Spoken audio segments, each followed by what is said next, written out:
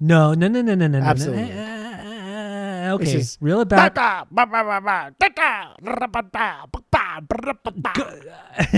don't feel pain, but I feel more than you ever know.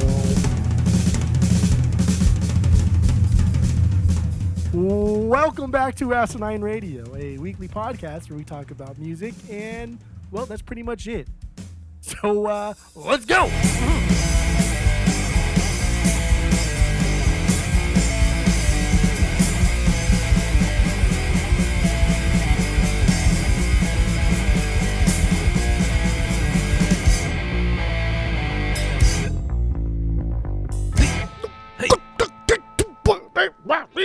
All right, this is Asinine Radio. This is the weekly music podcast where every week we get into a different band, different artist, and we break down one of the records. We get into the music, the lyrics, the artwork, how it was made, the band members, and everything in between. My name is Tyler, and way out there, hundreds of miles away, is Jeff. While you're listening, go to Spotify, Apple Podcasts, give us 5 stars, and 5 stars only. Tell all your friends, share this podcast with everybody. Please go do that. And yeah, that's it. That's all I have for the boring intro. So what are we doing today, Jeff? Exciting stuff. Obviously, we're doing fucking Blink's new album. Like, that's, come on, you're stupid. If you thought we weren't going to do this the day after it dropped, or 2 days after it dropped, then you're fucking dumb. I know. I mean, and this is also the start of good season on the pod. Thank so God. we gotta start good season with Blink-182. We had a rough season the last time. We had, Canada season. There was some questionable moments there. We thought, let's take it back to Orange County season, just for an episode. Social D. Ooh, that was kind of rough. It was kind of rough. We even got yelled at in person by a fan. We did. I know. He fucking scolded us for hating Social Yeah. Distortion so much. Dude, that band is not good. I don't care. No. Nope. So yeah, we decided, let's have a season for ourselves, So the next 4 weeks are good season, just chock full of good bands, good albums. And like I said, we're starting with Blink, their new record, One More Time, came out just 3 days ago. And let's jump into this. Let's talk about our origin story real quick. Like, nobody has ever heard our origin story with Blink-182, but what do you got, Jeff? And then we'll get into, other shit. So what do you got? Go. But it's kind of fun to hear like new tidbits. And I don't know if I've ever told this story before, but I like every time you think about like when you first heard a band, and this popped into my head. But I remember being on the bus to camp at some point, listening to Limp Bizkit, and the person in front of me, one of the counselors, was like, "What are you listening to?" I'm like, "Oh, listen to Limp Bizkit." He's like, "Oh, you should check out this band." And it was Blink. So I had to have been listening to what, like $3 Bill, y'all, because he put on What's My Age Again. And no, it was probably Significant Other. Came out the same year. So then, I was already listening to something on CD. I don't know. Maybe it was $3 Bill. I don't know, 'cause I remember buying $3 Bill Y'all on CD. So I don't know. That's just an early other memory I have. If you've been listening to the podcast, half our life story anyway. So I don't know. That's true too. The amount of times we've done Blink-182 over the years. And the amount of times we're going to do Blink-182 over the next years. So yeah, no, you're right. And keep doing the same records over and we over already and over we already have plans for the next listen through of One More Time. So I know. Give it a year. The 1 year anniversary, we're going to do this album again. At least.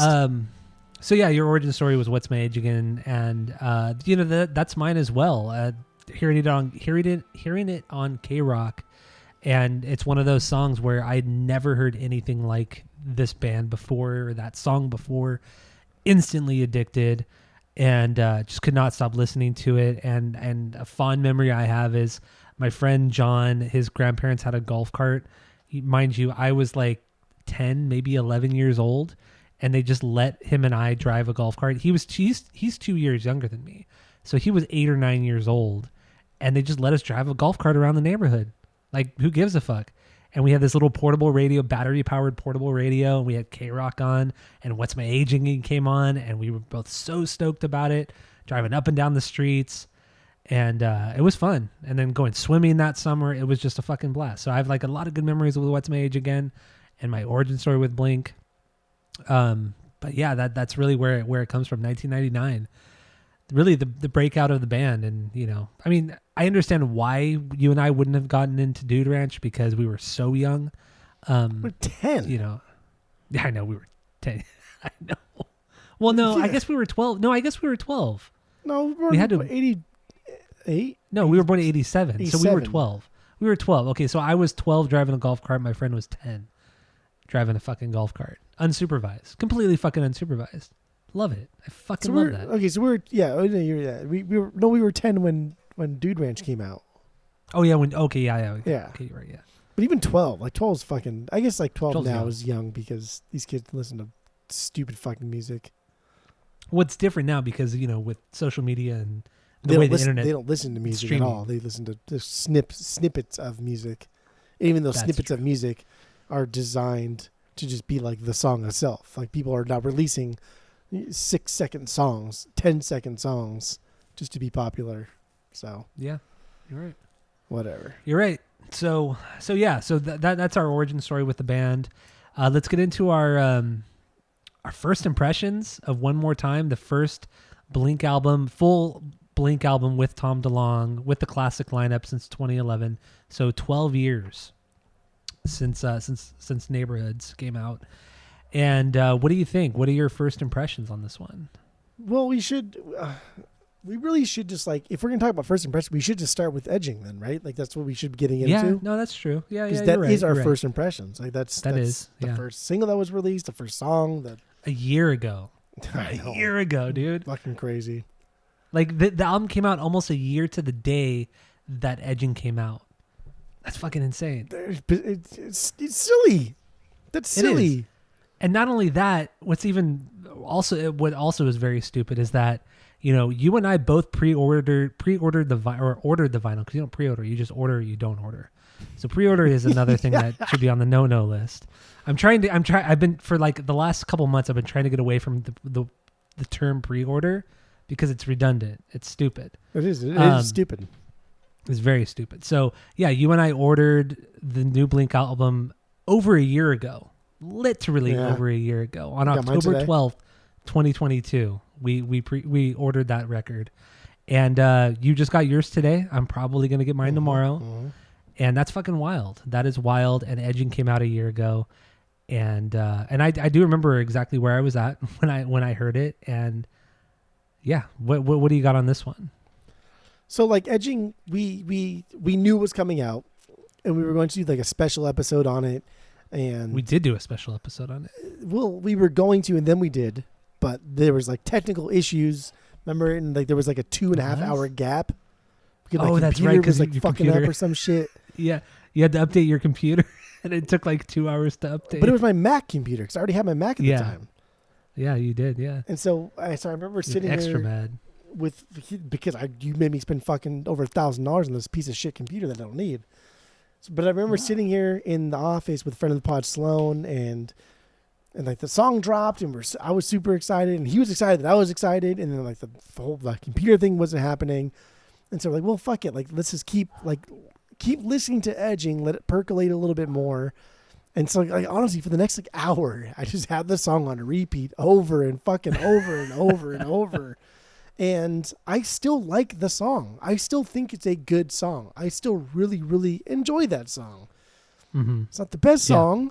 I think the effect has wore off a little bit. I think the excitement, but like, come on, dude. This is Blink's new song with Tom in fucking over a decade. You can sit there and fucking tell me you're not shitting your pants with excitement. The fuck I was excited. We were dead. We were dead. Yeah. DED. DED dead. I think really, I mean, I guess I don't want to get into Edging yet, but I mean, really the lyrics were the weak point of the song. And that's where, because we did a shorty episode on that song when it came out. And that was our big thing, was the lyrics. I mean, the lyrics are just, they're embarrassing, but the song itself is fucking great. And yeah, that was our first impression of this record. And They Yes. they fucking literally didn't come out with another new song for 11 months. Because I think this title track, One More Time, didn't come out until like a month ago. Maybe not even a month ago yet. Edging seems like it came out like years and years ago. Honestly, whereas One More it shouldn't Time even seemed be like on it the- came on out the like album.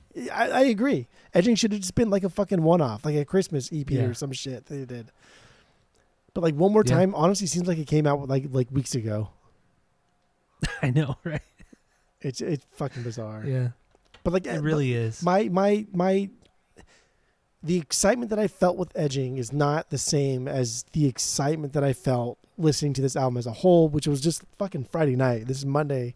The first time I listened to this album was on Friday night after work, and I made a whole thing, and I made food, and I got beers ready, and I was like, I'm gonna listen to this downstairs. I have a nicer, louder system downstairs they can listen to shit on, and I was kind of like shooting pool, cleaning up a little bit.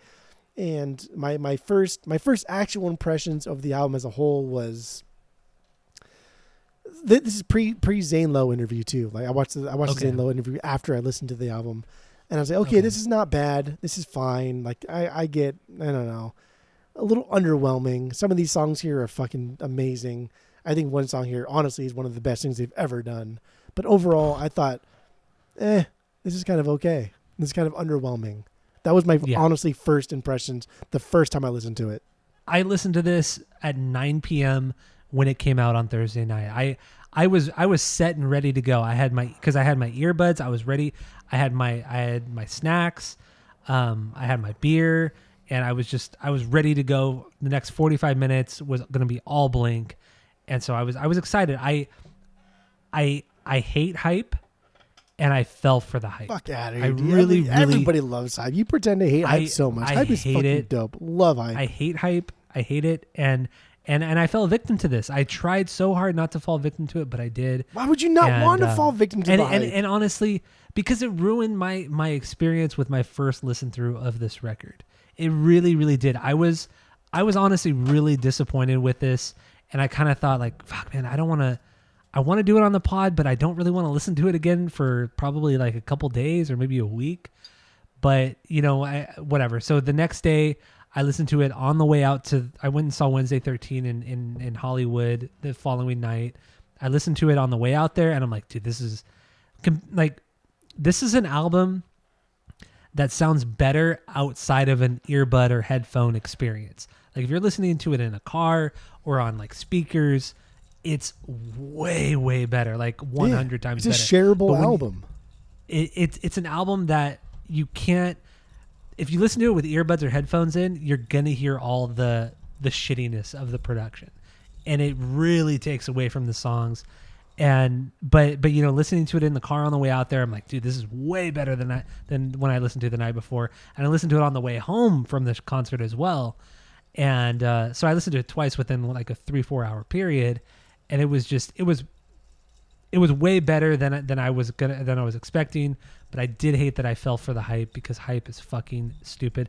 And so many people, I'm not saying you, even though you do have a nostalgia goggle prescription, but so many people online. How long you been saying that one, dude? Nostalgic goggle prescription. But it's true. Like yours isn't as strong as everybody, as a lot of people online, because people are just saying, "Oh my god, this is the greatest Blink record ever made." It's like, dude, no, it's not. Fuck off. It's not. You clearly have. But it's one of the most important. Your goggles on. Well, it's important only because it's Tom. One of the most important. No, that's not the only reason why. No, that's okay. I'm not saying it was the only reason, but it's a big. It's not even the main reason. That's a big reason. And yeah, just, I don't know, the hype, the nostalgia for this is just like, dude, fuck off, man. It's just annoying. And then, so I watched the Zane Lowe interview before the album came out. And it was a great interview. I think Zane Lowe's kind of obnoxious, but whatever. He got Travis to talk a little bit, which was okay. Nobody cared about, people only cared about one thing. What? Tom. Speak to Tom and Mark. How do they feel about each other? And Mark, and I had, after the interview, I thought, dude, Mark, I had so much more respect for Mark after that interview. Because at this point, based off the interview, it seems like he just doesn't give a fuck. He's not trying to people please anybody. He's just like, we're only going to do interviews that we want to do. We're only going to do things that we want to do. We're not going to fall to any pressure from fans or the media or record labels or anything like that. I'm like, dude, finally, it took fucking 35 years or 30 years for you to finally reach this point. But, you know, so overall it was a great interview, even though Zane Lowe is a fucking, I can't stand the guy. He's there's nothing wrong with him. He's not great. He's not so bad. annoying. He's fine. Dude, he's just a little see his fanboy. pants? Do you see his pants? Yeah, a little little sweatpants looking thing, the MC Hammer thing going on. Yeah, fucking parachute pants over here to the extreme. It's fine. Dude, I was so distracting. It was so, and then Travis looked like a fucking schmuck too. Fuck that guy. Nobody cared about anything on that interview except for one thing: is how are we going to address the elephant in the room? That is it, dude. And then, did you see Tom's face when Mark was talking about it? Whenever you're through with your thoughts, I'm gonna fucking steamroll all over the whole thing. Okay, so I just want to bring this up because it was so stupid and I thought it was really funny. But when Mark was talking about how I hated Tom. I told everybody I would never get on stage with the guy again. And then you see Tom like in the background with his mouth wide open, like shocked, like the kid in Wedding Crashers. Yes. And it was just yes, it was just so over the top and it was just funny. Like it was done in jest, and it seems like they genuinely enjoy each other now. And you haven't seen that since the Toy Patch era. I fucking love it. Yeah. I do absolutely love this era of Blink-182. You know, outside of the music, and their live performances have been, I don't think they've ever sounded this good live ever. They're tight. They sound like an actual fucking good band. But yeah, I don't know. I'm all over the place. That's fine. I'm all over the place. What do you got? I'm jumping in here. What do you got? Just because I want to. Here's how I would rank. I'm just excited. Sorry. This has nothing to do with like objectively good, my personal opinions on the band, but like what I think are their most important albums. Their most important album is Enema of the State. That is their most important album they've ever done. Yes. Objectively, I think that is the most important. Second, I think is Self-Entitled. I think Self-Entitled is their second most important. And third, I think is this one. I think this is their third most important thing that they've ever done. This is crazy important because it's not just about the music here. And it really solidified during the Zane Lowe interview. And I've come to the realization that Tom hasn't changed. Tom is still the same Tom as he's been fucking since Toy Patch. Mark is the person that has changed, and Tom needs Mark now more than Mark needs Tom. Mark needed Tom more prior to the cancer thing, but now Tom needs Mark more than Mark needs Tom. Mark just doesn't fucking give a shit. And it's not that he doesn't care.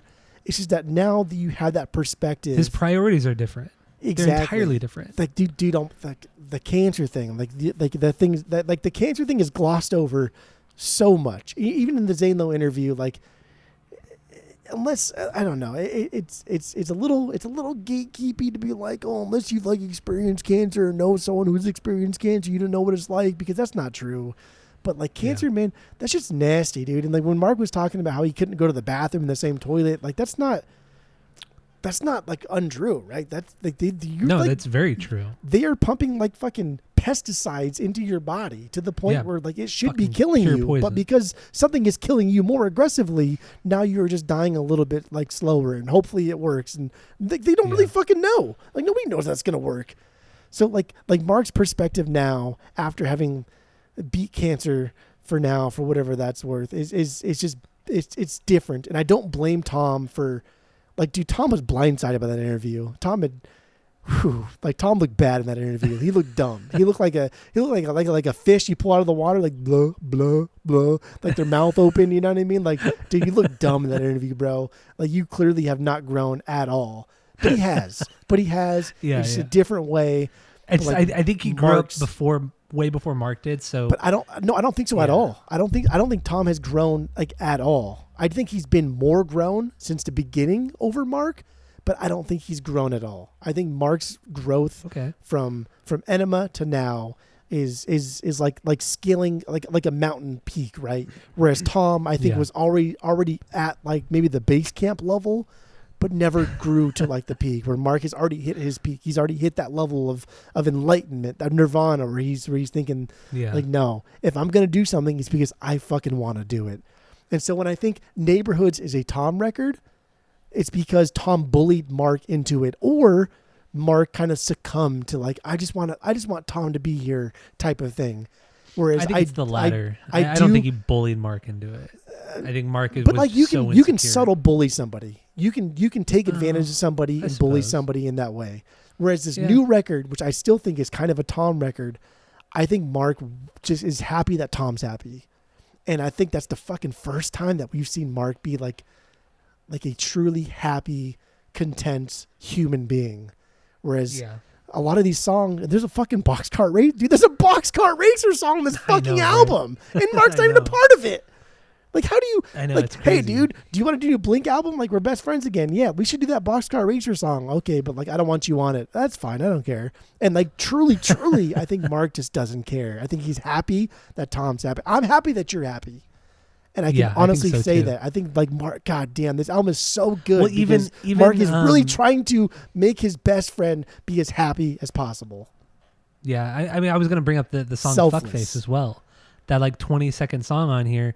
During that Zane Lowe interview, they briefly talked about that song, and Mark had nothing to do with that song. He played bass on it, but outside of that, he had nothing to do with it. And he's like, because Travis said, yeah, I sang on here. It was Tom and I who sang on here, but we ran our voices through that filter to where you can't even tell. Like you can't tell. And Mark's like, what? Really? You did? Like, Mark didn't even fucking know that. Yeah. It's his own fucking song. But I do like that, you know. It doesn't seem like anything was done maliciously. It was just kind of, I don't know. I don't know. It sounds weird when you really think about it, but it didn't. When it was brought up in the interview, he didn't seem hurt or offended. Not at all. He doesn't. He's no time for this shit. Yeah. He has no time for this shit. And again, like I know a lot of people don't like it, but like one more time, like the fucking title track of the song.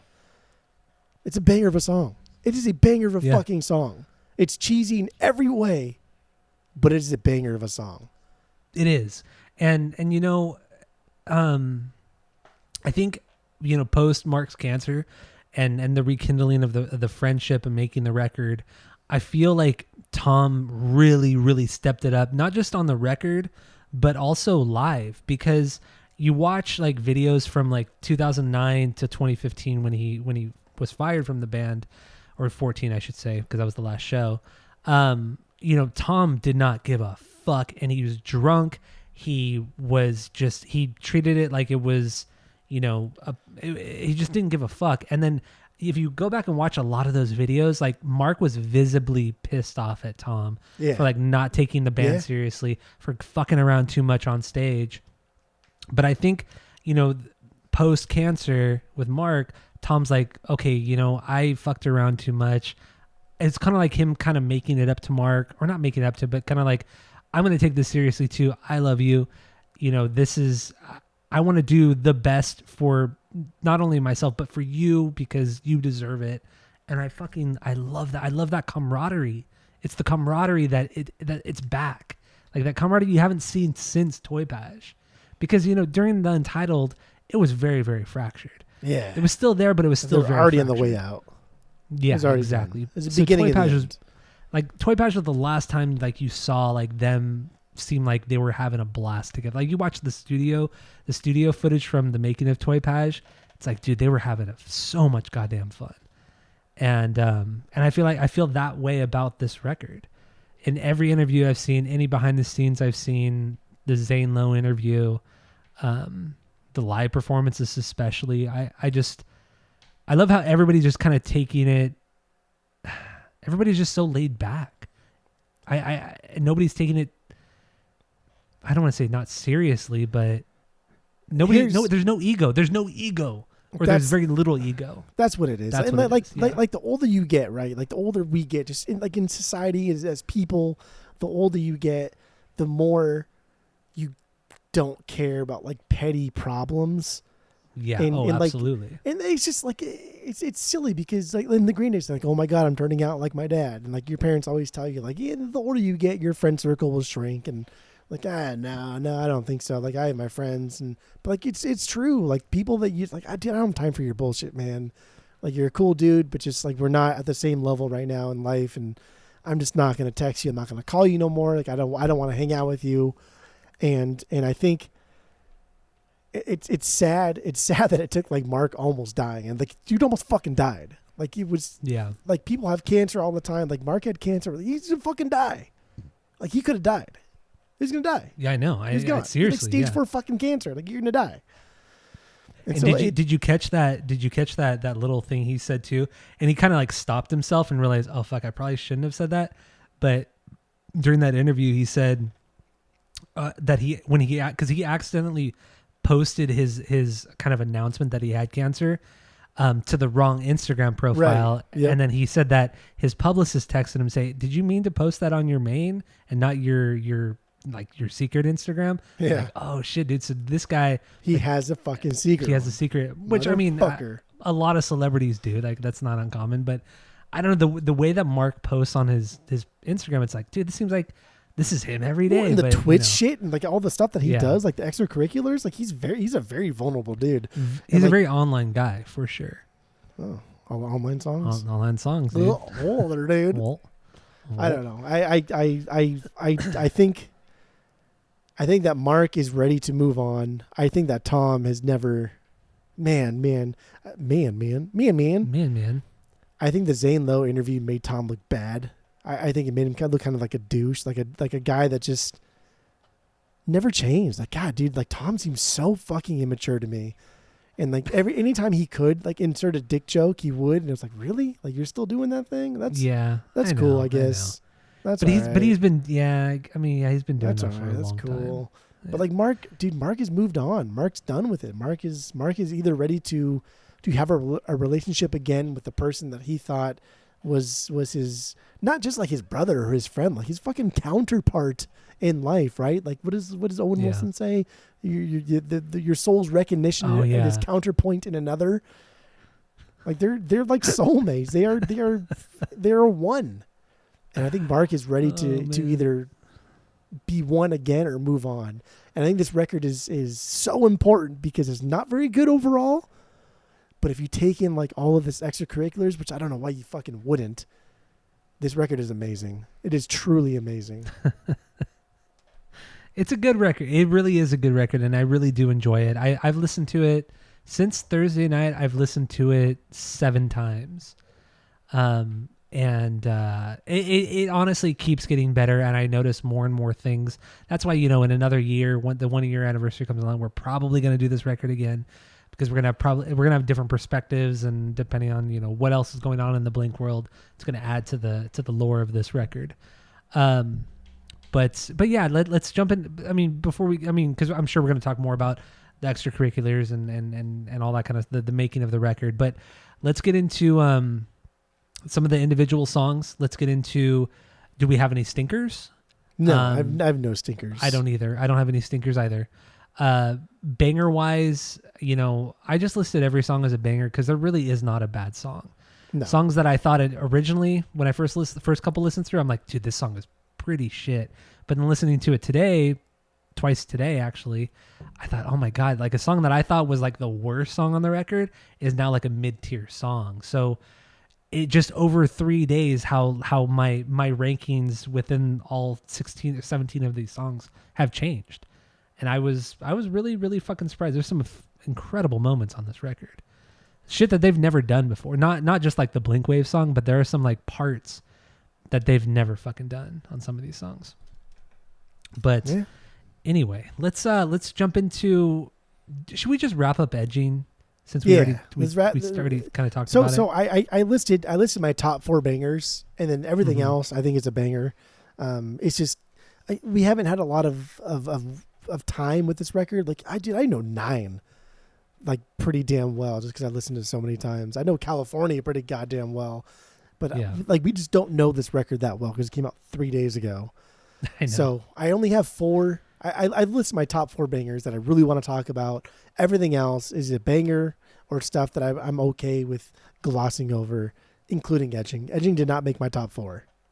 No, my Edging didn't make my top 4. I put it at 13 for me. And so friend of the pod Skip, he did something kind of cool. He made a playlist of the songs, but he condensed the album to 30 minutes.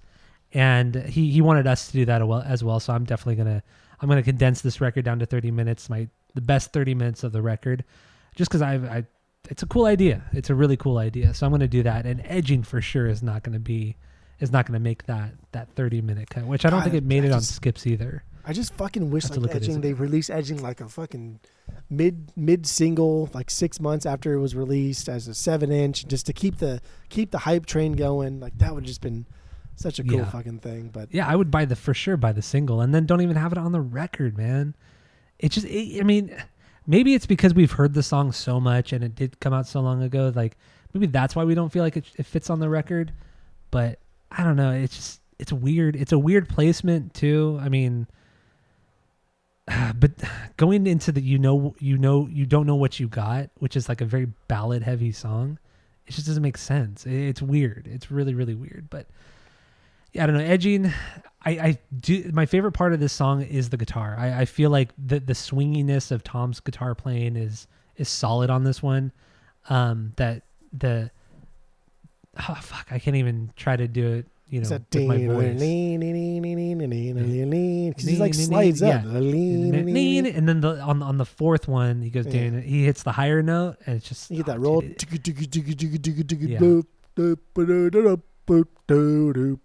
It's so circusy too, and I don't know. I think overall it's a good song, but it shouldn't be on the record.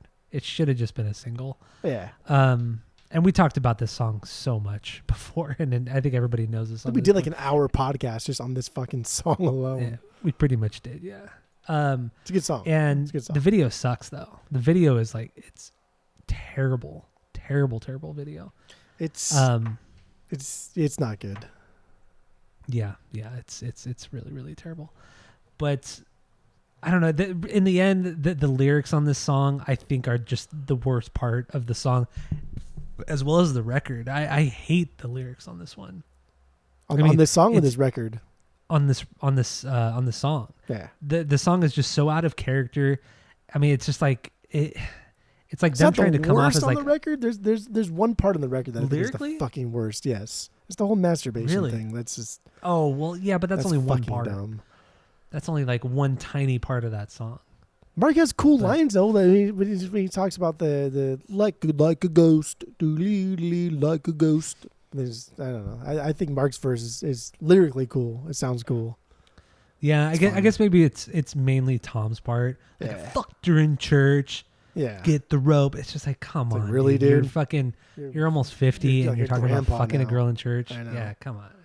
It's just even if you were 22 and saying that, it's just like it's not that funny. I'm telling you, man. Like Tom just did not age. Tom did not age well. Mark aged like a fine wine. Tom did not age that well. And funnily enough, 4 years ago when fucking 9 came out, you would have never said that. I know. But I think, okay, so like I don't like criticizing Tom because, he's the best. Your boy. Yeah. He is my boy. Yeah, for sure. But one thing that is, it irritates me so much with him in interviews and even on songs like this, the way he throws around the term punk rock. Oh, it gets under my skin. He loves being punk rock, dude. That's all he gets under my skin. It drives me fucking kids. Insane. Came from broken homes. They were punk rock kids. He only and what's so frustrating and annoying to me is that he only says punk rock. He doesn't say punk. He says punk rock, and it sounds so fake, and it drives me fucking insane. It's like, yeah, I'm a punk rock kid. I love punk rock songs. Just shit like that, and it's like, dude, shut the fuck up. Yeah. Fuck off. Yeah. Like it sounds fuck off. That's an inside joke, dude. That's an inside joke, dude. But yeah, no, that shit fucking irritates me. And some of the shit he says like that, it's embarrassing. It's fucking embarrassing. And I hate speaking ill of Tom, but you know, he needs to shut the fuck up sometimes. I fucking agree, dude. Again, I'm gonna say it over and over and over and over that you are completely right. During the 9 era, when we did, I know you're gonna say that over and over and over again because I am fucking right. 3 fucking times on the podcast. The 9 era of Mark, I never would have fucking thought that Mark would have been like the mature one of this group. But now, like, especially after watching that interview, like, dude, Tom looked like a fucking fool. He was a clown, bro. You look like a clown over there. Like, this guy was over here, like, say that, man. He looked like a fucking clown. Mark is over here, like, literally fucking on his deathbed, talking about like how all he wanted to do was just get back with Tom, and not get back with Tom and make music, just like get back with Tom. And Tom's like, oh yeah, that's pretty dope. I felt kind of bad. No, yeah. But like, no, get the fuck out of here, dude. Tom looked like a fucking clown. No, yes, okay, he okay. did. Tom said, Tom, no, settle hold down, on there, dude. Hold on there, dude. Tom okay, said, oh, it always kind of bothered me that I left on bad terms. Like that, really? That's it? That's all you're gonna give us? The entire hour and a half, 2 hour fucking interview? That's it? That's all you're gonna say? That's stupid. Tom's a clown. Dude's a clown. Okay, you need to settle down. Dude's a clown. You know, relax a little bit. You know, take a deep breath. Take a drink of beer. Are you formulating here? Are you writing notes? What? I'm curious to see how you're gonna rebuttal. I wanted to bring up something else from. I wanted to bring up something else from the interview that I thought was very interesting and I've never heard before. But I do love how kind of transparent Mark has become, and he'll just talk about whatever the fuck he wants, and I love that. But he talked about how, you know, after Tom was fired in 2015, how pissed off he was, and how he never wanted to talk to him and this and that. But then they put out Bored to Death, you know, off of California, obviously. They put out that song, and Tom actually reached out to Mark and said, hey, man, let's meet up. I want to talk, you know. And they did actually meet up. And Mark said, I was so mad at Tom that I just kind of like brushed him off. And then Mark said that Tom was all congratulatory. He said, oh, the song is so good. Bored to Death is so good. I'm so proud of you guys. Like, it's incredible. I can't wait to hear the record. And Mark said, pretty much, he said that he felt bad because he was so mean to Tom during that lunch. Yeah. Because he was just so bitter. He was just so hurt over what happened. And Tom was just being so positive and just kind about, you know, what Mark was up to and how he felt. I love that. I love how transparent and vulnerable he was just in that moment. Again, I've never heard that. Like, I never ever knew that they met. That's Mark like climbing that mountain to becoming like severely emotionally underdeveloped that we've talked about, to becoming just like a guy that is just very in tune with what he wants in life. And that just becomes like being an adult. Like, I'm not fucking around no more. But like Tom, who's always kind of been in the middle, right? So like in the beginning, Mark is below and Tom's in the middle. And at some point, like Mark surpassed Tom. And that's where we're at now. And for sure. And obviously like interviews can be swayed either way. But the questions they're asking and the cuts they're doing. And sometimes like Tom will in the interview, you hear Tom talking, but it's on Travis. You don't see Tom's like facial reactions. So I get like interviews are swayed no matter what. Even if they're not swayed, they're still swayed. But I do think that Mark has grown up just in the past fucking since like he had cancer. Man. Honestly, yeah. I never thought we'd see this side of Mark ever. And it's I don't know. What do you say? It's one of those. No, it's like a blessing in disguise, I guess, because I thought you were going to say something bad about Tom again. Tom's an idiot, dude. Tom's a fucking idiot. Tom's an idiot. I'm fully convinced Tom's a fucking idiot, dude. Dude's a moron. I'm just saying, the other side. This is why you ranked. Hold on there, dude. No. Still in session here. Hold on there, dude. There's no. The other side of this coin is if we don't see Mark growing, we see Mark in a coffin, and like that's the other side of this coin, right? And that's why Mark is just like, I don't give a fucking shit, dude. Like, I don't care. And like, he was like, and he put like his hand up, middle finger, and he's like, fuck Tom. Like, I don't fucking care. Like, I was pissed off at him. It's like, yes, man, like, be there. I don't think Tom's hit that maturity level yet to where he can be truly in touch with his feelings. Like, I was like, fuck it. I'm gonna do what I want to do. the only time that I think Tom is being like honest as like a fuck you Blink, fuck you Mark, I'm gonna do what I want to do. He's More Than You Know. The song More Than You Know, even more than the interview that he did, even more than the stuff that we've seen. The song More Than You Know, Tom's parts is the most honest I think Tom has been ever. I don't know and about I think that. And I think that is why More Than You Know is one of the best songs they have ever done. Ever. I think, I disagree with you on that because I feel like Tom was very transparent and very, very. No, it wasn't. He was very serious about how he felt and his trajectory with his career and his life. No, back not to at the all. first. You are not even listening. You haven't even I'm not finished gonna what I'm going to listen. say it. Well, I haven't even hold on finished what there. I'm First saying of all, yet. when I was talking about Mark in the coffin, you fucking my getting in God. there real quick. But no. Tom let said, me fucking finish. I want to explore other endeavors. Like, no, you want to create a fucking brand. You wanted to create a band. You want to do this whole world tour. Get the fuck out of here. Come on. Get it That's out. silly boy Okay, talk. here we go. Silly boy talk. Okay, so Tom left Blink in 2005 and he did the whole Angels and Airwaves thing. So Tom was doing what Mark is doing now fucking 18 years ago. Well, he's That's what percolating he was on it doing. during Boxcar Racer, but that's fine. But in the end, how Mark is acting within this interview, let's just say the Zane Lowe interview, is how Tom was acting in 2005, 2006. No, false. When Angels first came out. No, he False. was though. But when you really look at like It was past not interviews with upfront. Tom, It was not. No, he it was was, not this though. upfront. No, it wasn't. There was no vision there.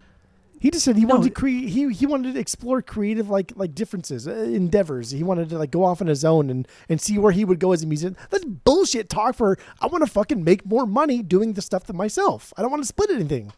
No, it wasn't. That's what that is. Absolutely, No, it that's wasn't what that. Absolutely, that's what it is. No, it was not. Absolutely. That's why any No. fucking person in a band does their own little offshoot in a band because they want more fucking money. They want more creative control and they want more money. And that's bullshit. That's fucking dumb if you think otherwise. Straight up. Oh my God. Straight up. All right. Well, let's get into another song. I never had like Matt, like your level of fucking gaga eyes for Tom, but I have lost so much respect for Tom after this album's come out. Because Dude's a joke, man. Dude's a clown. Dude's a fucking clown. Dude is a fucking clown. And now that you're saying that, now I understand why you rank Neighborhood so low. You did it Because he's a fucking strictly out of clown, dude. Because he's a clown, and Mark was too bitch at the time to speak up.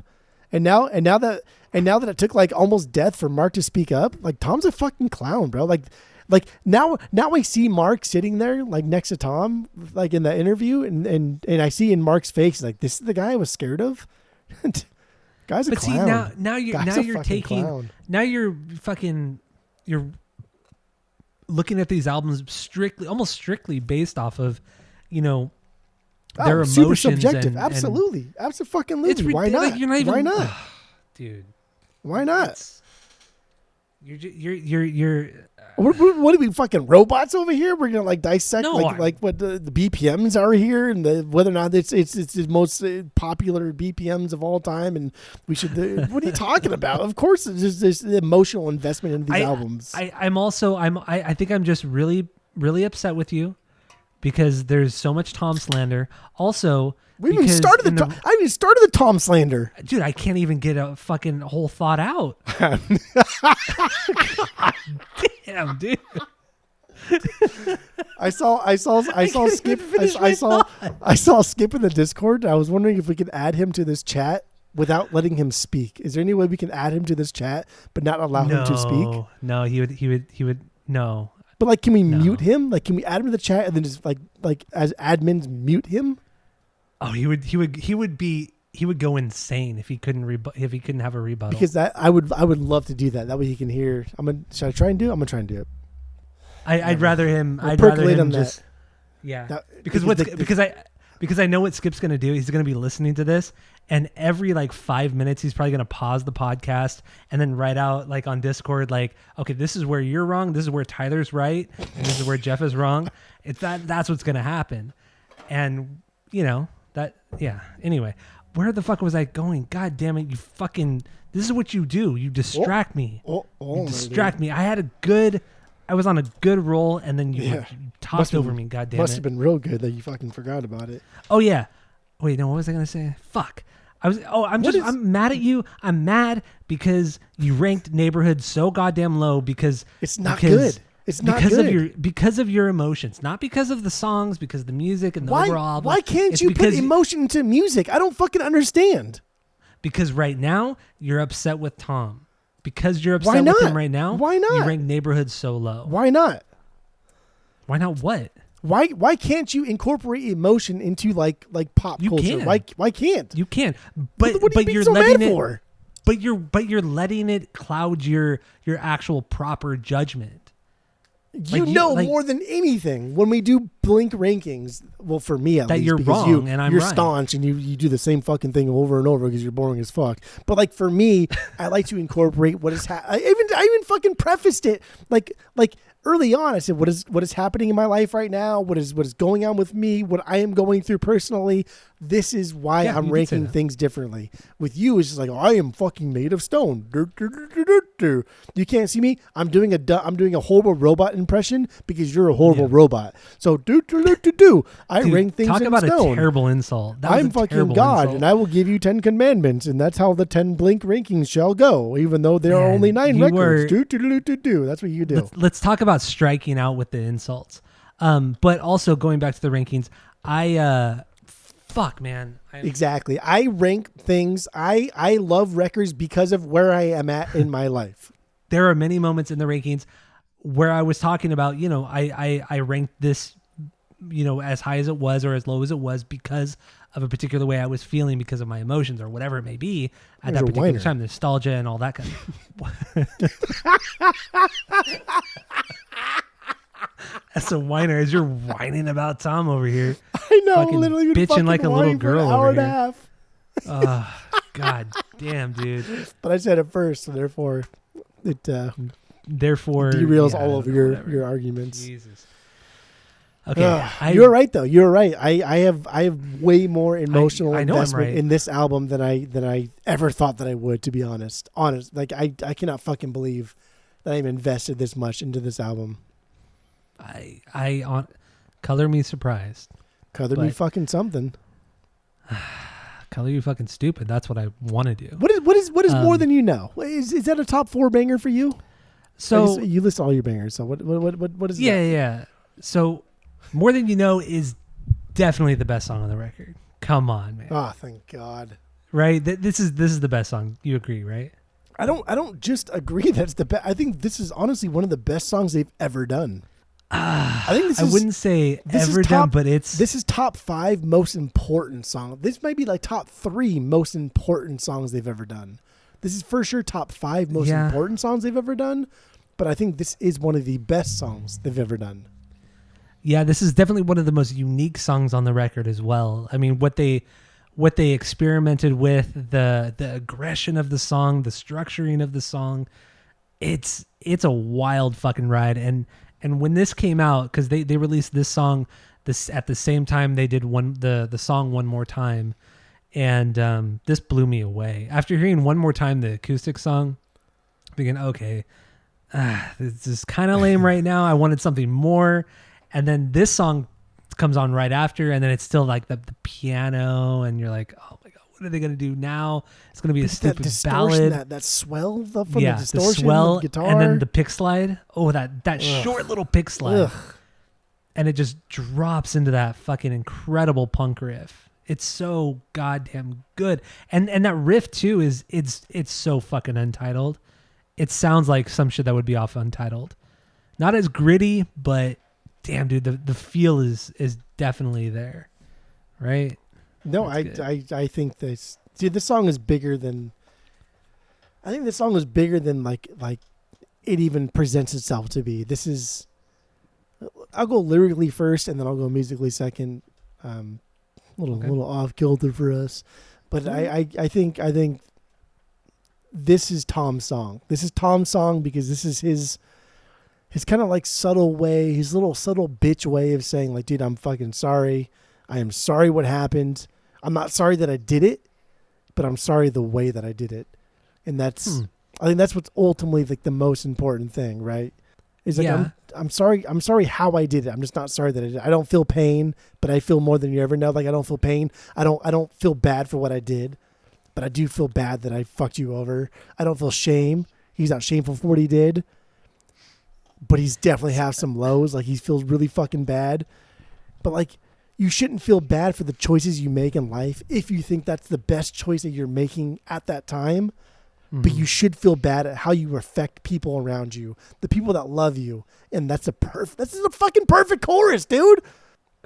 Yeah. Come on. The chorus is, dude, the pre-chorus and chorus. I mean, dude, every part of this song the pre-chorus is perfect. I know you love your pre-chorus, Tom. The pre-chorus here is the weakest part of this fucking song. No. Absolutely. Okay, reel it back. I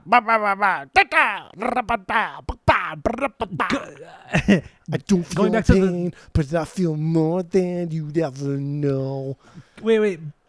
Okay, let's get back to the lyrics real quick. Dude, I'm just so excited. I'm just so excited here. I didn't look as deep into the lyrics as you did. I thought I viewed it more as like a love song where the guy and the girl they both have like these strong feelings for each other, but both are kind of shy and they don't want to. Yeah, the guy and the girl is fucking Mark and Tom, dude. Well, obviously, yes. Good Lord. Obviously it is.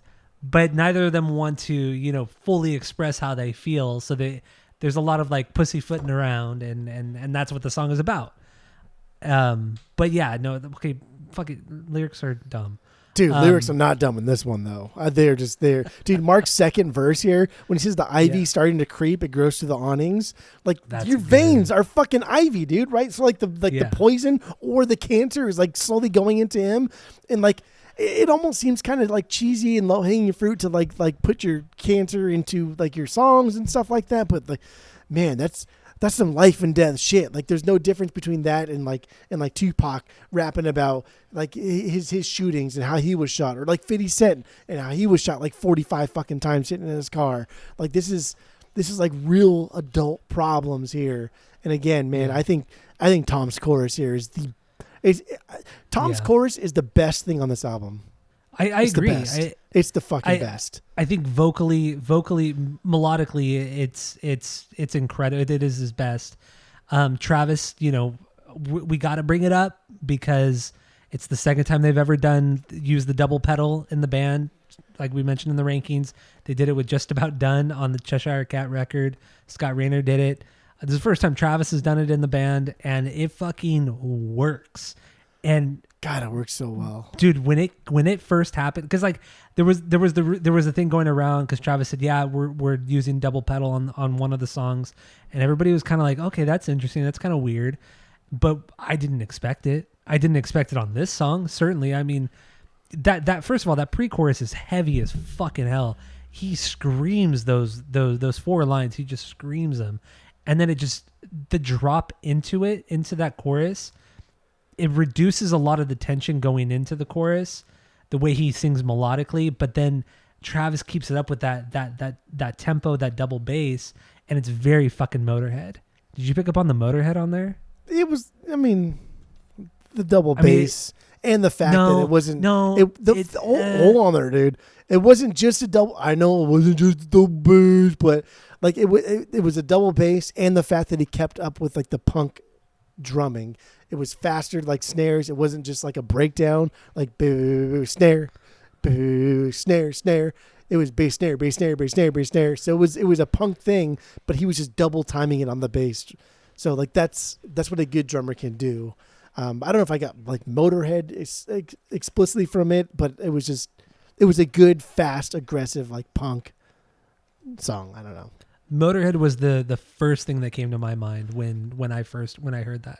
I thought, oh my God, dude, Ace of Spades, or like a lot of Motorhead songs. It just has that driving kind of rock and roll beat to it, but with the double pedal, and it's something that I've never heard Travis do in any song in any of the bands or artists he's worked with. Catch me outside. Catch me a year from now. But I will say right now that like Tom's first line of this chorus may be the best fucking most important, coolest thing that he's ever done in pain, Blink. but I feel more than you'd ever know.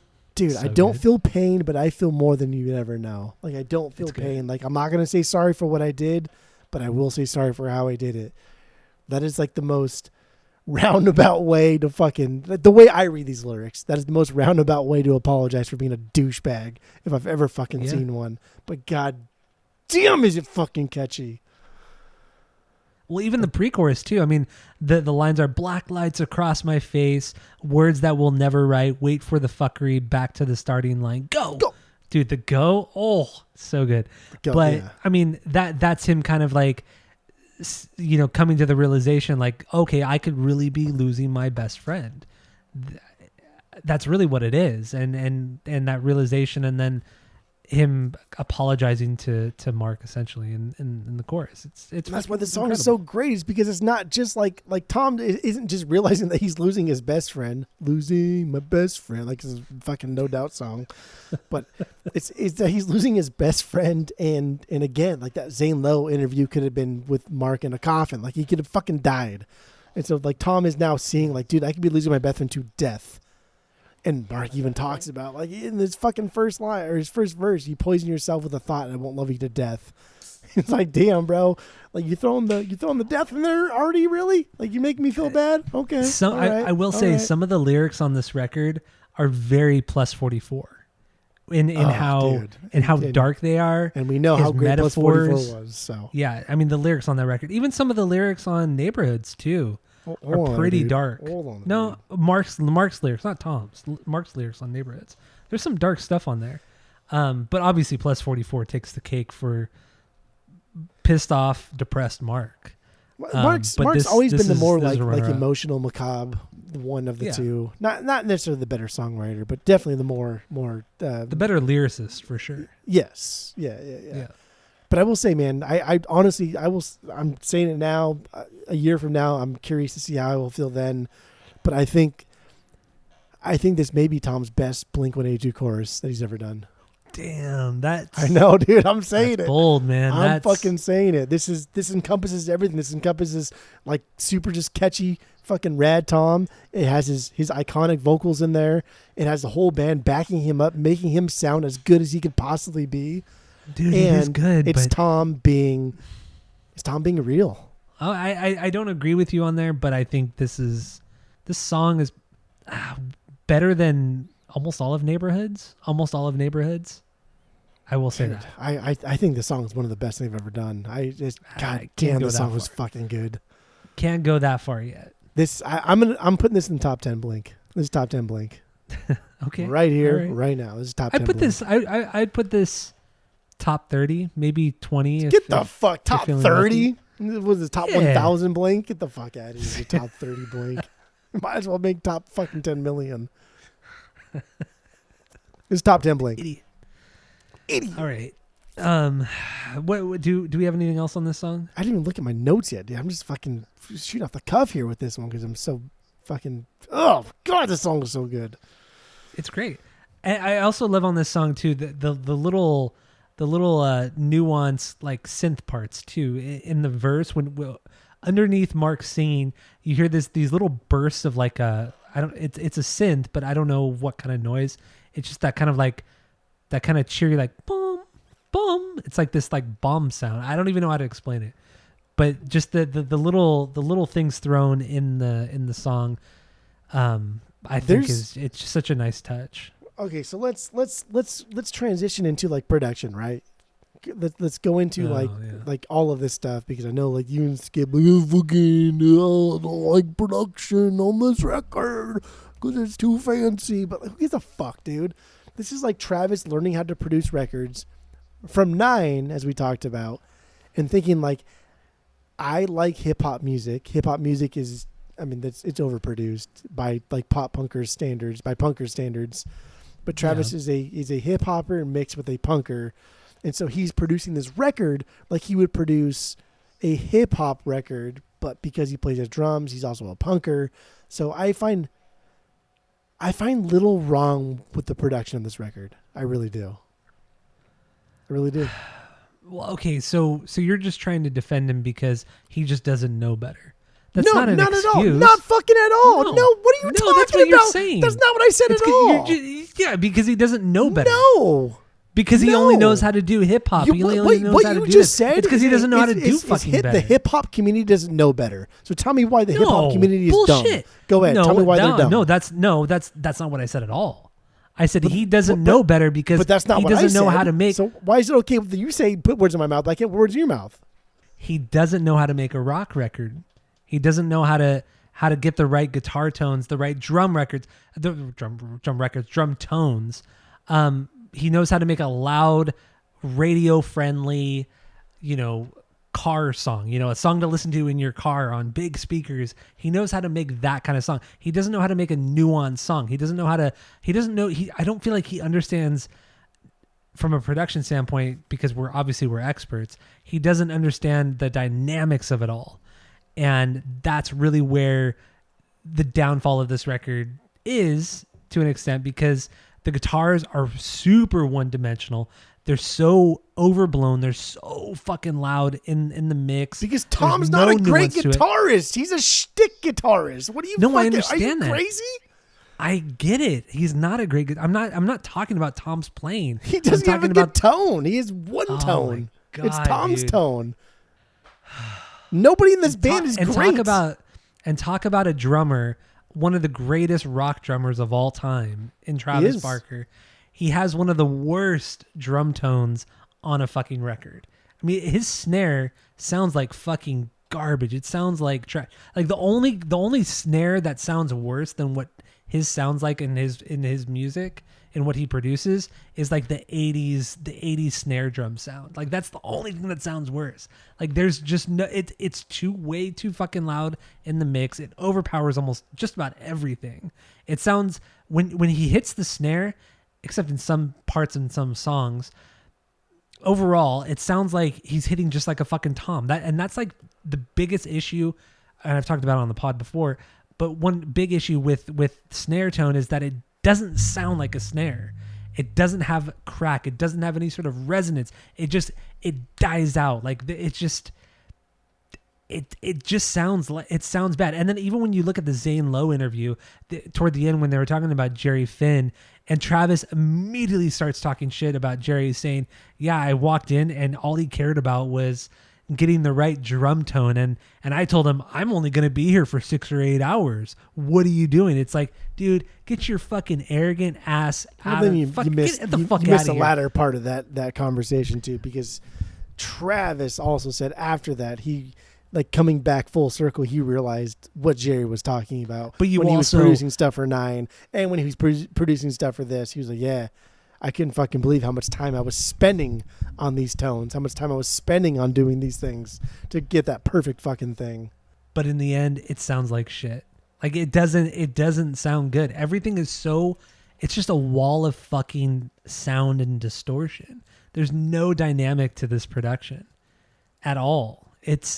That's what bothered me so much. And like I said at the beginning of this episode, this is not a record you should be listening to with earbuds or headphones on. Like this is specifically a record. I think you and Skip are silly. I think you have your goggles on like still. Like Travis, who was, I think, dude, like harking back to like the tone itself too is just, it's fucking dumb. Travis is a hip hopper who plays punk music, and that's what he is trying to get across in the music.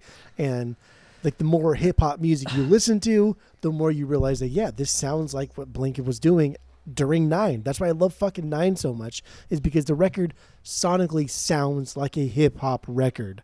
A lot of the things they're doing there sounds like a hip hop record, and I agree. It sounds fucking fantastic. And this record, Tom's garbage. Tom's the worst part of this fucking record, except for this one fucking song. Other than that, like, he's the fucking worst part of this record. It is not the production. Travis is trying to progress this band into like the 21st century. I don't want to hear a self-entitled. I don't want to hear a Toy Page. I don't want to hear any of that shit. I want to fucking hear. I want to hear like Kendrick Lamar's "Pimp a Butterfly." I want to hear fucking Kendrick Lamar's new album. All right. So More Than You Know is our 1B. Dude, talking about two songs. I have to cut so much out of this. It's too much fighting. It's too much fighting. Dude, this is the new Blink album. Like there's so much much emotional like things going on here. And like this is going into another rant here, but it's pertinent because you will also agree. I know you will agree. But this is a band it's not just a band that we love. This is a band that we grew up listening to. This is a band that like when they broke up, we broke up. Like it hurt me personally. I know it hurt you personally. Like it was like fuck, man. Like a band that I fucking love, right? Like a band that I love is now broken. Like what does that say about like my personal life, about my personal friendships, about like people in my life? Like, can we break up? Are we not going to be friends anymore? Like, what is happening? And then when like Tom did Angels, we were there for his first 2 shows. I know we were. I was Plus there. 44. We were there for their first show. First show, yeah. We were there, man. Like, this is a band that holds so much like nostalgia, so much emotional attachment to like our personal lives that it's hard to not get invested. It's impossible, and you shouldn't. I agree. This band is as much a part of like our lives as anything else. As fucking breathing. Honestly. It's the only band where we both agree that like they're the greatest. You know what I mean? Like it's the only band that we could actually truly agree upon. It really even more is. so than Weezer. Even more so than Weezer. I agree. Yeah. Like we fanboy out just as much together about this band. I don't know, man. It's so far beyond just like I like this band. It's like it's the reason we started like jamming to it like on guitars and playing like Not Now and like I fond memories of going to Esperanza like after they were after they're closed. Do schools close? Is that a thing? After school hours? Schools close. I know. Do schools close? Is that like not open forever, dude? After school hours and sitting in the not in the baseball field area, but in between like your old house and then those little and just bleachers. like playing Not Now, like as shitty as fucking possible. Like dude, Blink has been there. Blink has always been there, and it will always be there. And it seems like now it will always be there. And when Mark got cancer, it was kind of like, damn, dude, maybe Blink won't always be there. And that's called the reality check, dude. That's why I'm so feisty tonight. I don't even care. Not even apologizing for it. So let's jump into a couple other songs. I mean, let's jump into at least 3 other songs because there's no way we're going to cover this whole record, and that's why we have to revisit it like in another year. I think we're too excited. It may not make for a great episode, but yeah, we're too hyped up right now. So hyped up. I really am fucking hyped up right now. I don't know what time it is. It could be fucking 4 a.m. I have no idea. All right. So what's your 2B? What's your second banger? Second favorite song? Here we go. You ready for this? I hope so. It's one more time. One more time, my 2B. Oh my god, dude. One more time is my 9B. It's don't my even 9B. care. I'm not even gonna pretend fine. like I'm not even gonna sit here and fucking pretend like this one didn't catch me. This one didn't get me in the feels. This one wasn't emotional, aggressively emotional, cheesy emotional. I don't care. I don't fucking care. This is what fans want, right? Like this band comes. I didn't want it. Yes, get the fuck out of here. Don't piss off. This is what the fans wanted. This is what we wanted. We wanted everybody to say they're sorry, to hug, to kiss, to make up, and to write a cool song. That's exactly what this fucking song is. This is fan service at best. Yeah. No, it's. I really do like this song. The only thing I really don't like. You fucking say production. We're done. That's it. The only thing I really don't like is the strumming pattern when Tom plays the guitar. It's weird. It's unnatural, and it's really obnoxious. And when you watch them play this song live, it's exponentially better because he's playing it like a real guitar. It's too like, do you know what I'm talking about? I can't think of the, like, not staccato, but it's just the strumming pattern is fucking weird. It doesn't make any fucking sense. It like, doesn't at all. You know they can't hit this rhythm. Yeah. They can't do this rhythm. It's fucking bizarre. And like I said, when you watch Tom play it live, it's so much fucking better. It's so much better. And when that chorus hits, I really do love the chorus in this song. It's so emotional. It's so goddamn emotional. And then when they start harming together, I love it. I think it's incredible. T-Bird, there's so many parts to this to unpack, and I just want to get into each one of their verses. Well, so here we go. Lyric wise, I know it's cheeseball and childish in every way. I get it, but fuck it. It's a perfect song through and through.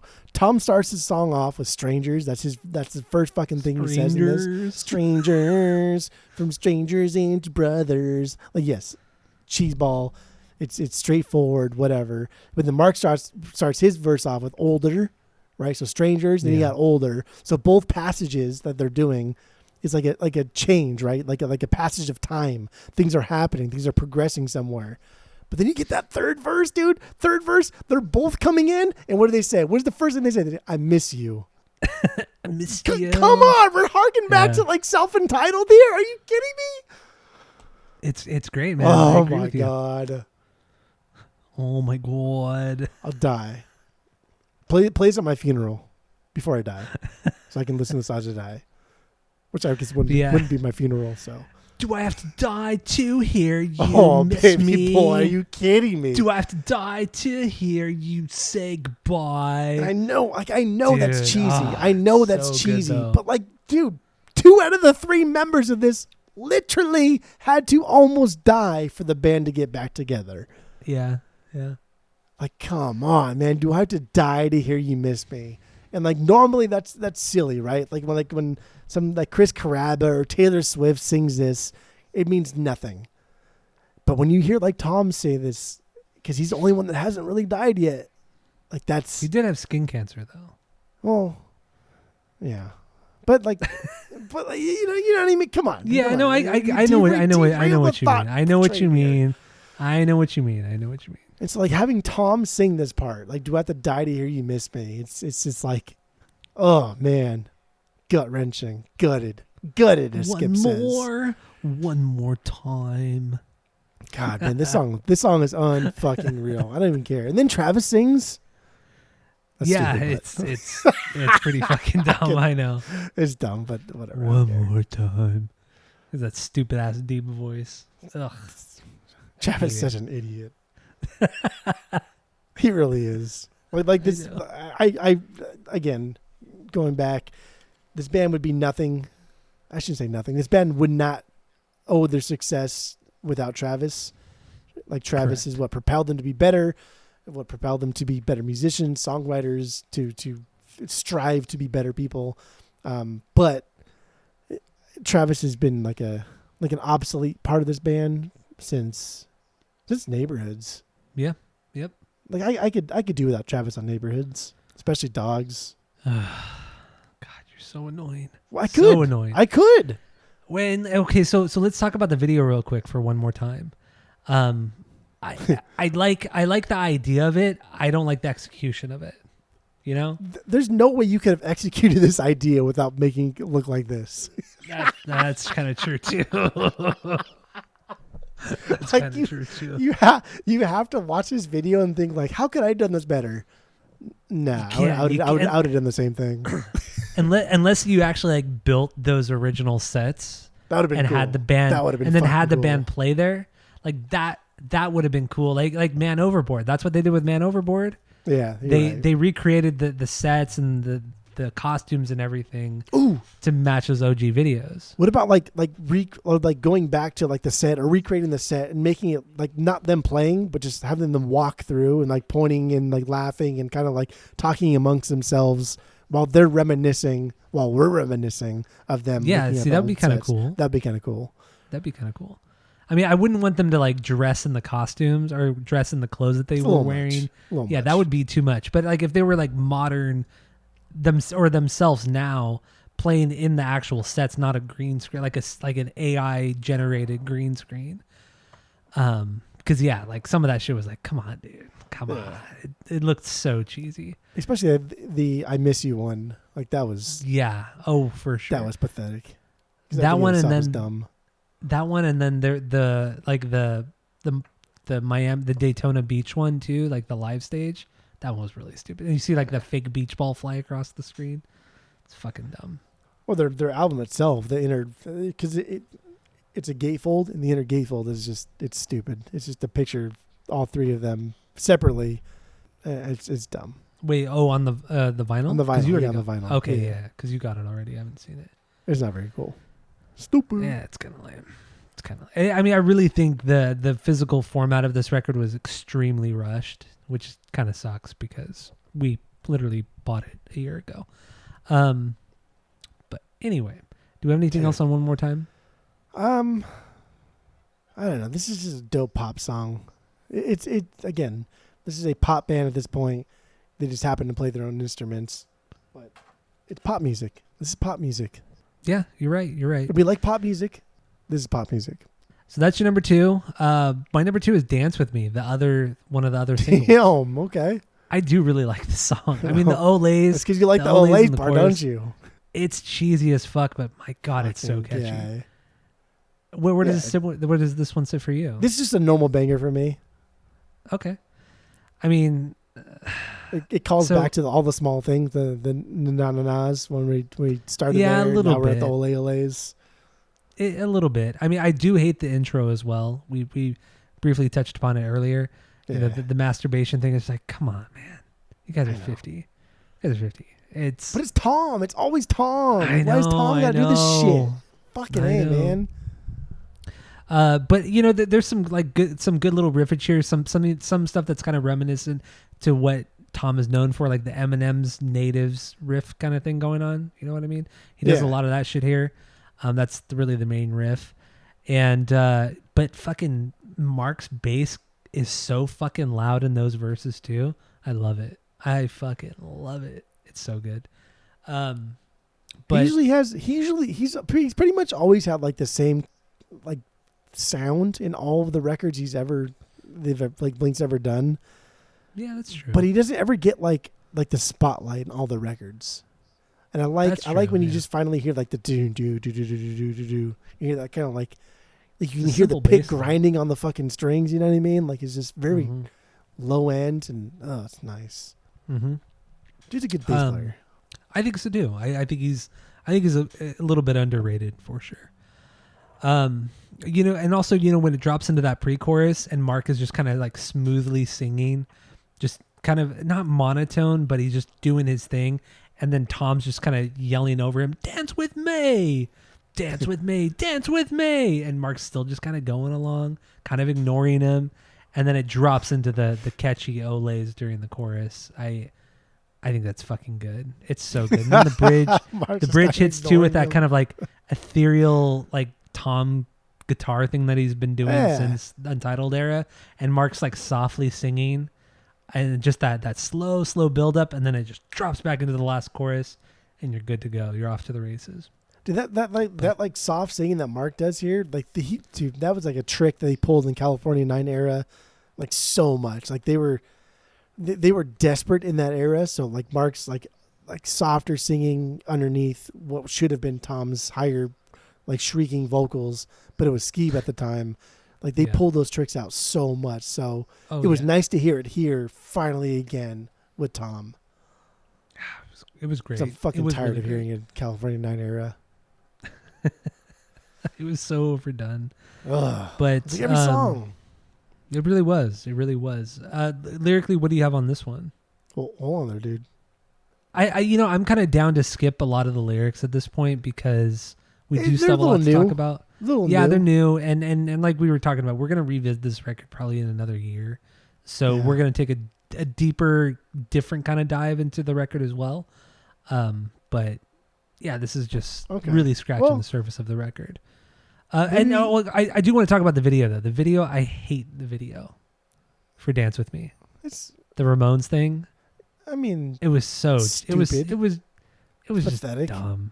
Yeah, and the Ramones suck. I'm sorry. They suck. Oh. Yeah, I know you agree with me. I love the Ramones, to be honest. You honest. just don't want to say it. I would never say that. The Ramones are dumb, dude. Who fucking cares about the Ramones, Sex Pistols, New York Dolls? Don't care about any of them. If they didn't do it, somebody else would have within 6 months, a month, a week from when they did it.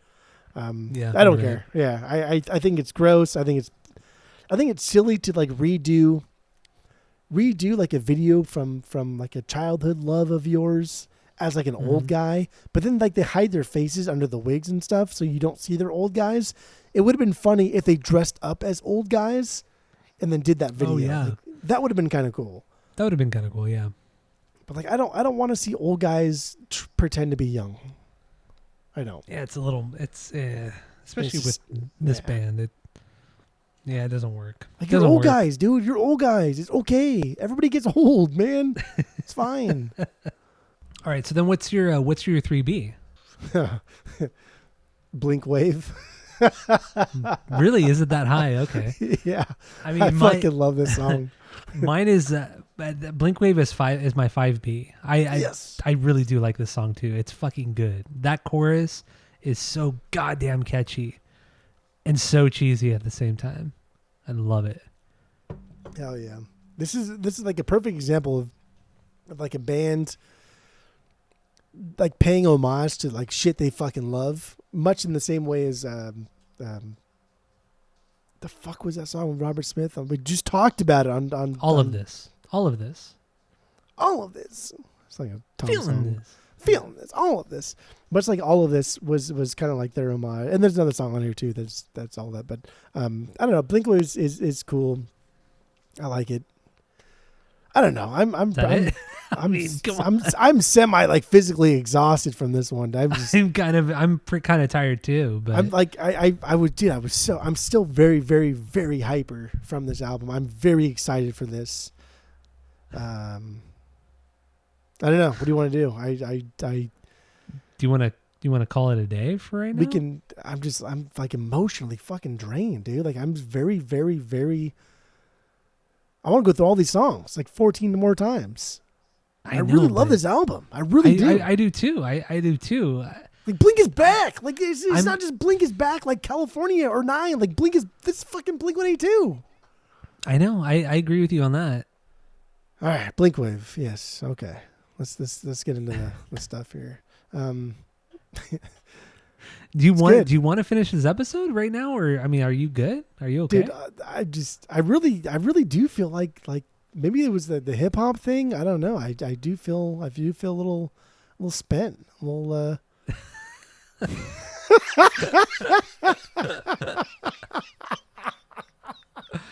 I mean, we could always pick up. We can pick back up tomorrow if you can. Well, I'm not like that spent. It's you also like Blink Wave because it sounds like a song that'd be on fucking Life Forms. That's what ultimately it sounds like. No, I don't like it because of that. I don't think it sounds like a Life Forms song from Angels and Airwaves. I like the over the top kind of 80s cheesiness to it. I feel like they really just kind of went for it and didn't give a fuck, and they made something extremely catchy and it's just a really really fun song, and I really love the note matching with Tom's vocal melody and the synth during that chorus. I think it just sounds so good. It sounds so goddamn good. Also the bridge has that like kind of big 80s drum thing going on with like Travis hitting the floor toms really fucking hard, really loud. And then that just builds right back into the awesome chorus, which I like I said, the chorus is fucking awesome. Dude, the chorus is fucking madness. It's so goddamn catchy. It's so amazing. Tom's pre-chorus on this one is rad too, though. He does that like clean thing that's super fucking rad, very noodly, very fun on the guitar. He's I don't know. A lot of cool stuff Tom does. Yeah, he's doing that kind of like ethereal kind of clean guitar thing that he loves to do. Yeah. Yeah. He's back, man. Like everybody in this band is back. Everybody's back in really full brought form. And they are back, but with like an edge, with a more mature edge. I think Travis's drums on this song is really good too, because he really plays to the rigidness of like 80s drummers, where it just sounds very kind of like Machine and like very Devo. You know how like Devo has that very kind of drum feel to it, and he's doing that in the song, but then he adds these tiny little flourishes. They're like, okay, there's Travis. He's not just like he's paying homage to the 80s stuff just as much as Tom and Mark are in the song as well. And I really thought it's a really well crafted song. I really do dig this song. That's what my 5B. I think this is Travis's third best drum performance on any Blink Really? album. Yeah. What? Yep. I do. I think That's think just number one is wild. Self-Entitled. I think Toy Patch is number 2, and I think this is number 3. Okay. Well, Those are okay, facts. that's fine. Those are facts, dude. I thought you meant the song individually, not the record, but No, album I was going to say, dude, top 3 song, but all right, so Blink Wave is your 3B, right? Yeah. All right. I think we should just like do our top 5 and then just kind of wrap it up and then We got to talk about revisit this record Terrified later. at least. Terrified's got to be in top 5. Terrified's my 3. Okay. That's why I want to get into it. That's my 4B. Okay, so Terrified is the song is a Boxcar Racer song. This is a B-side from Have you the one ever and heard only. this song before? Well, This they used to play it live. I think this is the song they used to play live on that one tour they did. I have to go back and listen, But never there talked about it, right? Until like more recently. Well, yeah, a couple of years ago, it was brought up that there was this unreleased Boxcar Racer song. So actually, now that I think about it, I think it was a different song because a couple of years ago, they started talking about it in the media that there's a Boxcar Racer song that never made the record. They just recently found it, and that just pretty much was where that's where it died.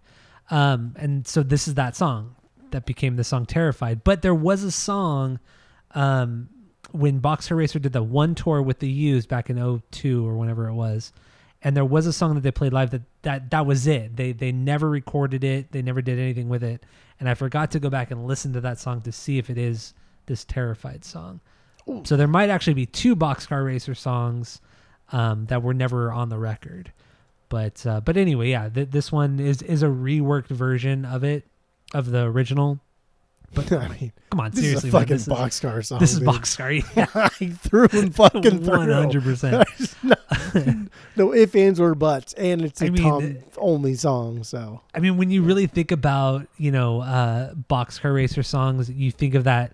The best way for me to kind of describe the guitar playing is like this push and pull. The da-na-na, da-na. It's like he's like pushing the riff away and then pulling it back, pushing the riff away, pulling it back. Like that's the only way I could really describe Tom's playing on that record, and that's all you hear on this song. And then the main melody, the chorus hits, and I'm like, dude, why does this sound so familiar? What is this? And it's fucking Tiny Voices from the record. It's Tiny Voices, not note for note, but it's there. And I could see why this song was cut from the record because it sounds too much like that song.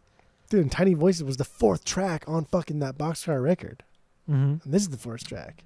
Well, it's like, okay, so like that melody is Tiny Voices, and the riff is Feel So. I mean, 100% it's Feel So, right? Or Yeah, because Feel So is like the right. That's no, it's like da-na-na, da-na-na, da-na-na, da-na-na, da-na-na, da-na-na, 'cause I feel so mad. It's just it's that push and pull of the guitar, of the riff. Damn, I'm thinking of like another. What song are you thinking of? I don't know what song you're thinking of. I'm losing it. The more I think about it, the more I lose it. That bothers me. But also, the the song you hear the dynamic that the dynamics that Tom was doing in Boxcar with the quiet verses, loud choruses. That's what Boxcar was all about. A lot like Fugazi was too. And obviously, Boxcar is like a rip off of Fugazi, right? Yeah. Okay. Yeah. I told you. Yeah. It was sometimes wish I was brave, wish I was stronger, wish I could feel no pain. Yeah, but it was that beginning part before the sometimes part, but it was that super heavy, like you said, the push and the pull thing. Like you really are like pushing like the riff away from you, like dinner, and like you're hitting the strings so fucking hard, and on the upstrokes you kind of like getting a little bit softer, and hitting those. Yeah. That's the only way I can describe it. That was good. But I mean, that's what this song is. It's really a combination of I Feel So and Tiny Voices, and then the quiet, loud dynamic of the verses and choruses. So fucking Boxcar, and I love it. I fucking loved it. It's not as crunchy as the boxcar sound, like the guitar tone wise. It doesn't have that same crunch, but it's still fucking great. But then you could hear like Travis going back to 2002, like with where he's just doing like the little snare rolls and everything like that. Oh, The snare doesn't sound like the rest of the song. Like when the chorus hits, it's a different kind of sound. And when you watch him record this song in the studio, this Terrified song, he's playing like this huge fucking brass, like thick ass brass snare when he's just doing those little drum rolls. And it's fucking good, man. I think this song is incredible. But he loves, and then also dude, like, you can Travis hear loves doing Mark those snare harmonizing rolls. too. He does love doing He it. fucking loves those so much. But I feel like they haven't been as prominent, post Untitled, really. He hasn't done them nearly as much. But whatever. No, you're right. For sure, not until now. And on this record, there's like 2 or 3 times that he's done it. But like, there's a lot of other cool things here too. Like, there's a lot of other cool like post-hardcore production tricks that Travis has picked up. Right. So like, there's a lot of swells that drop into like very self-entitled, also boxcar era Blink. Like those like, and then drop into it. Yeah. They did that shit. Jerry Finn did that shit a lot on Self-Entitled, and it sounded fantastic. It did. Yeah, it sounded really so did. No, it fucking did. You're good. right. Like the swells. Yeah. But like the other way, not like barrel, or like Dalia, like barrel. Yeah, Like no, this I know what you're talking about. Like Jerry Finn like mastered. Dude, Jerry Finn like Self-Entitled is Jerry Finn's like magnum opus. Oh, for sure, 100%. It is. And that's saying something, because he did Phoenix T, his first album, and that's a fucking and he did perfect Crash album. Love. So okay, you're right. I did something stupid. You did something stupid. That's fair. That's fair. So God,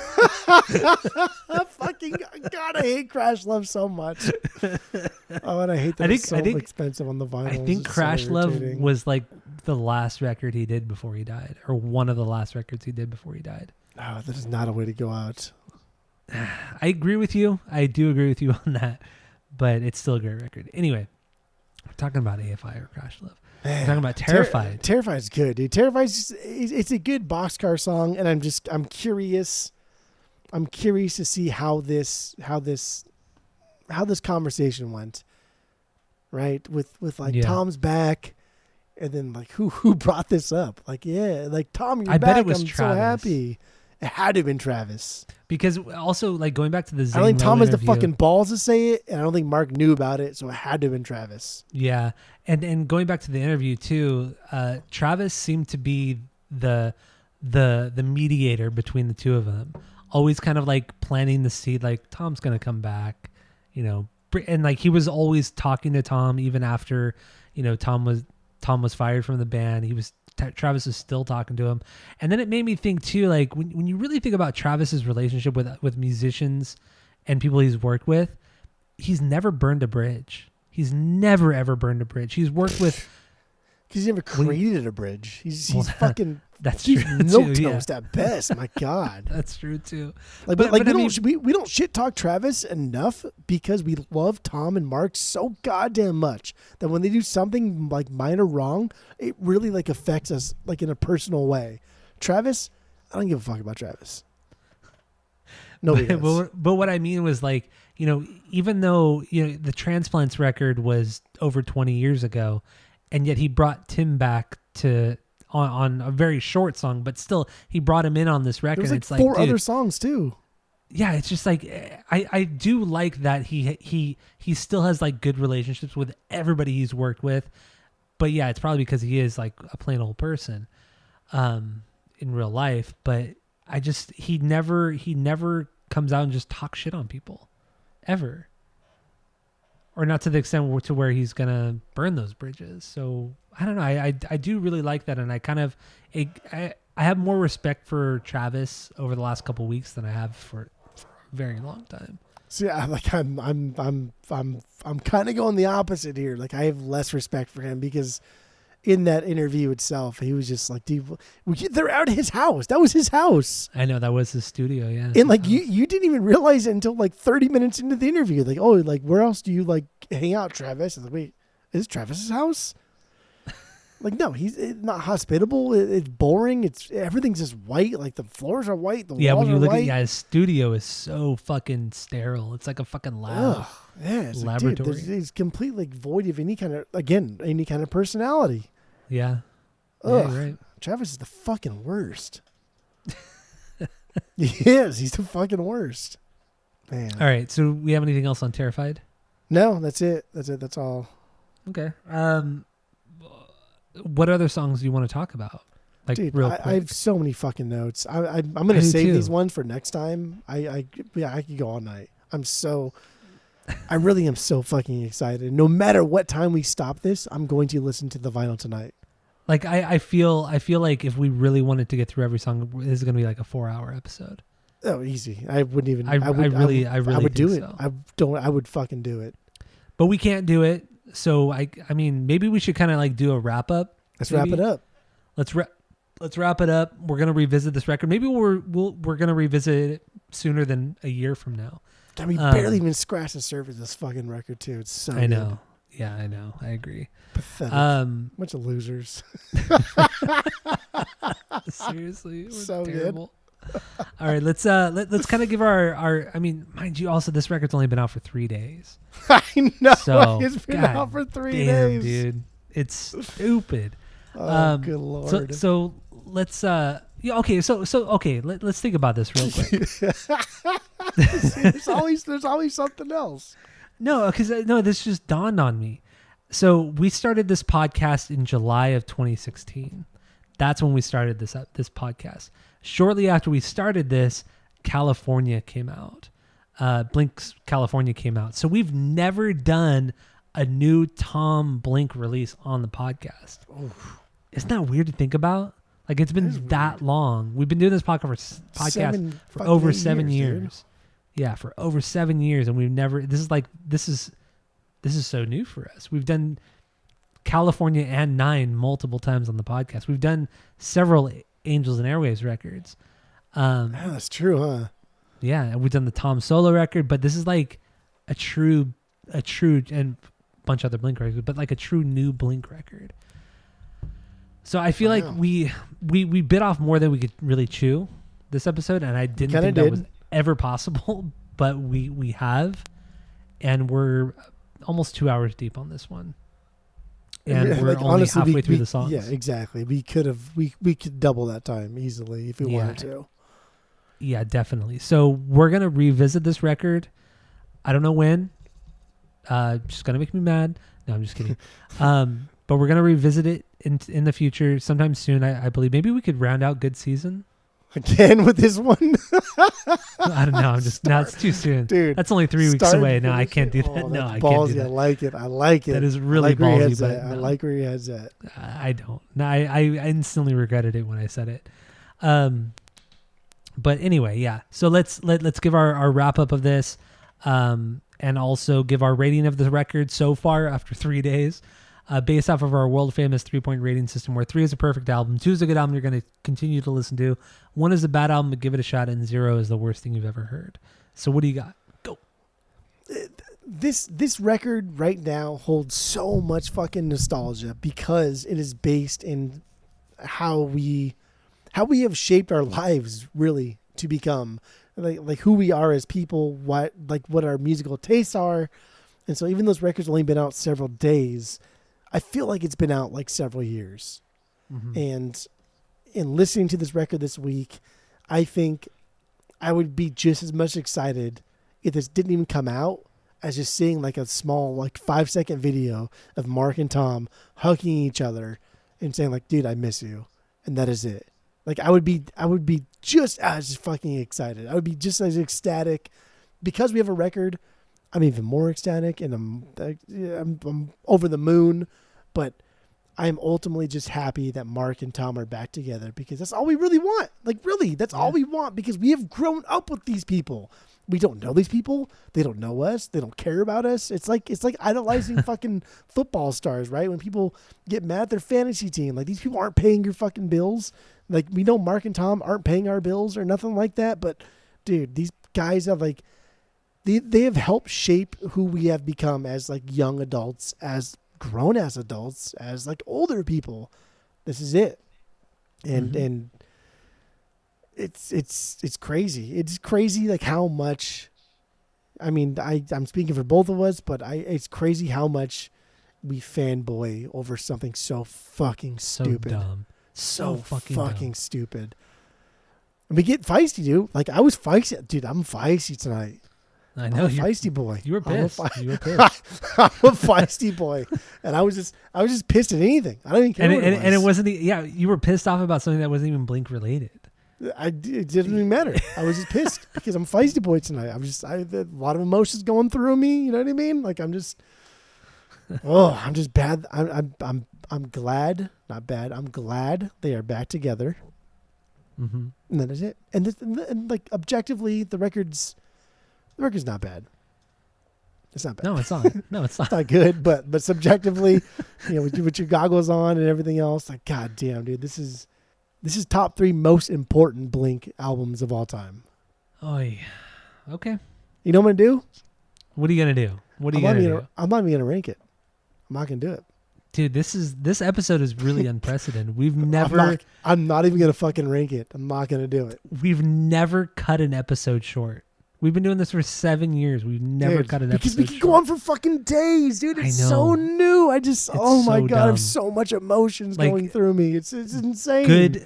Good season is so good that we can't even. This is how we start good season. Are you kidding me right now? Oh, dude, I literally have so much emotion going through me right now. Like I could die. And I'm not even gonna rank this album. I'm not gonna do it. Well, I'm going to. So that's you can fine. rank it. That's fine. I'm not gonna do it. So yeah, my final thoughts after 3 days of listening, I obviously I have issues with the overall sound of the record. I think it's trash. I think the songs are here for the most part. Why do you throw such aggressive fucking adjectives out there? I don't understand. Because it is. Like why? Which we're not gonna. Riffing on. We're having a good time, and then you throw like. I gotta be honest. It's not trash, why lie? Though. No restrictions, right? Oh my god. I think in the end I would have preferred less pop punk. I'm not as much of a pop punk man as you. I would have preferred less. There's no pop punk in this whatsoever. Oh, okay. I would have liked to see something more. I would have liked to see something a little bit more different. Something that kind of pushes the band a little bit more. I know you pretending to hate Neighborhoods and you're talking shit on it on the Reagan's episode, whatever. But at least it sounded like a progression, something different from the band. It was more Tom. Shit. It was more garbage. Tom led. It was different. But so is this. This is very Tom led as well. But this is different. And it's not as good as Neighborhoods. Hands down, it's not. It's better. You're right. Well, God, I just said it's not as good, so no, you're not right. Anyway, with this, it's hard for me to give a rating because we didn't do a full breakdown, and it's so fucking new. But with that, I'm gonna have to give this a 2.25 out of 3. So with our 3-point rating system, 3 is a perfect album, 2 is a good album you're gonna continue to listen to, 1 is a bad album to give it a shot, and 0 is the worst thing you've ever heard. But yeah, 2.25. There are some songs which we didn't even get into. Half the fucking songs we didn't get into. I know. There are some songs and some parts that just, man, dude, just no. I just don't care. I don't care. And but you gotta give points for reconciliations. No, I get it, and that you got to. The reconciliation, it is a factor in my rating. Oh, so it'd be even lower if they. Okay, that's all right. Well, I don't know, but yeah. So yeah, 2.25 for me. That's all I got for this. I think honestly we should revisit this record. We should maybe revisit it in like maybe a month Or maybe no, that's stupid. That's literally what I said, think like, I 5 think minutes 6 ago. months. I think when there's 6 a months, lull okay. in things. Yeah, maybe 6 months. Maybe 6 months. Like we'll revisit this record. we've been edging on this for a while, so Yeah. No like 6 months. I think is fine. At the least 6 months from now, Like we'll you don't even we're have gonna your revisit vinyl this. for God's sake. You know what I mean? Like you I don't should even have got have it like today, what you but ordered a that's year fine. ago yet. I know.